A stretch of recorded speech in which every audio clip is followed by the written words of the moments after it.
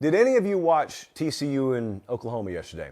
And if you did, I got to ask the question, did you allow your children to watch it past the first quarter? Because if you did, I'm not one to parent your kids. I just ask, is it the most responsible thing to let a child witness that? 55-24 was the final here. And believe me, it could have been so much worse if Sonny Dykes and TCU did not have a big heart. It could have been so much worse than that. You know how sometimes when you're looking at the bigger programs in college football, you've always got that one buddy who looks at those teams and says, well, I could coach that team to 9 or 10 wins. No, you couldn't. You really couldn't, fool. What you saw from Oklahoma yesterday is exactly what it would look like if a normal person took over a major college football program for a week of preparation and game plan installation and then put it on the field on Saturday.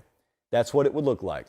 Oklahoma, more talented at almost every position than TCU, didn't matter. They got it handed to them thoroughly.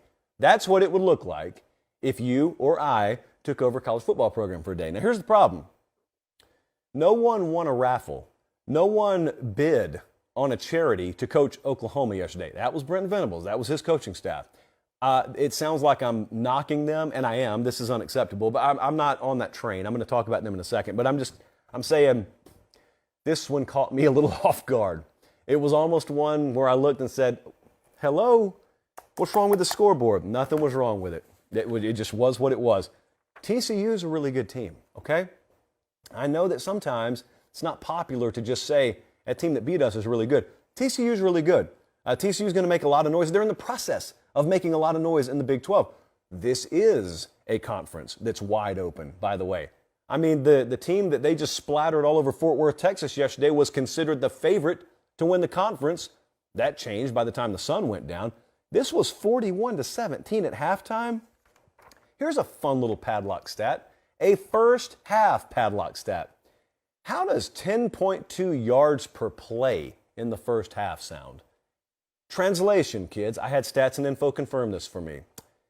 That means every time TCU snapped the ball, they recorded a first down on average. Gross. Gross. Gross. They had 668 total yards, 417 of those were in the first half. Max Duggan, you see him running there. He could have run to Little Rock. A lot of folks could have run to Little Rock yesterday if he wanted to. Remember that little quarterback battle that they had going on in fall camp? Well, Max Duggan's the starting quarterback there now. He was 23 of 33 yesterday, 302 yards through the air, 3 touchdowns. Just for good measure, he also ran it 116 yards for 2 more touchdowns. They're good. They're just, I don't know what more to tell you. Get your kids ready to live in a world where TCU under Sonny Dykes is really, really good this year. TCU plays Kansas this Saturday. This Saturday, people, they are a combined 9-0. 9-0. Yeah. There are a lot of teams out there, by the way, toting several losses, paying their coaches over $9 million a year. Do you know how many Sonny Dykes or Lance Leopolds you could buy for that much money? Just going to leave that one out there. Going to let it float for a second.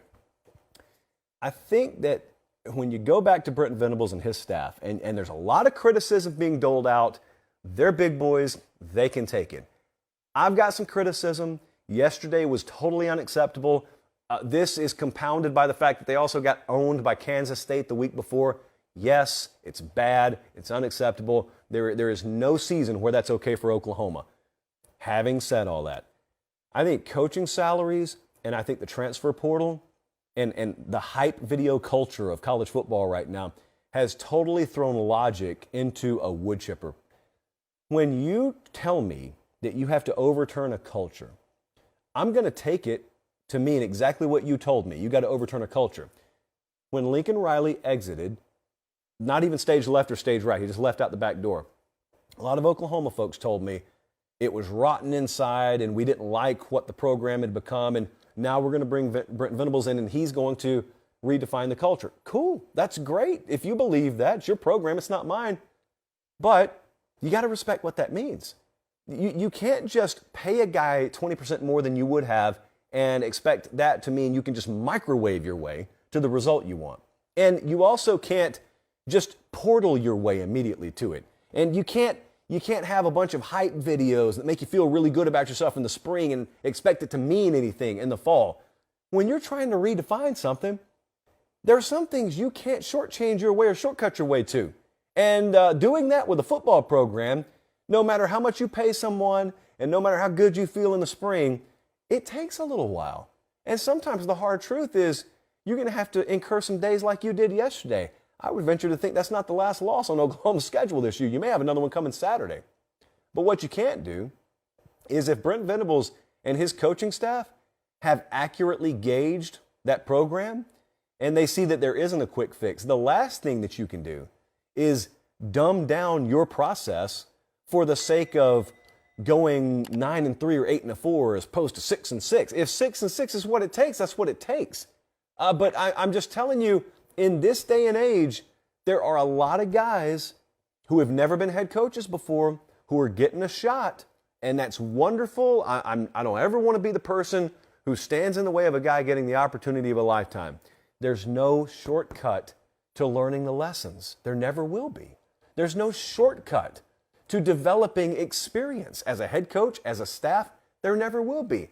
And you're going against guys out there, Kleiman last week, Sonny Dykes. They've done it for a while. Recruiting rankings falsely lead you to believe, oh, we got these big edges against them. No, you don't. You didn't. TCU's a better team than Oklahoma. If they played again this week, you may not have that bad an outcome. They'd beat you again this week. Are you more talented? Sure you are. Did that mean anything? No. Does it mean anything? No. Because talent is not what wins. A team wins. Now, when a team is put in the proper position to utilize their talent, that's the best of both worlds. But there's a little ways to go here. Texas, Oklahoma, Texas favored by about 6 in the Red River Shootout this Saturday.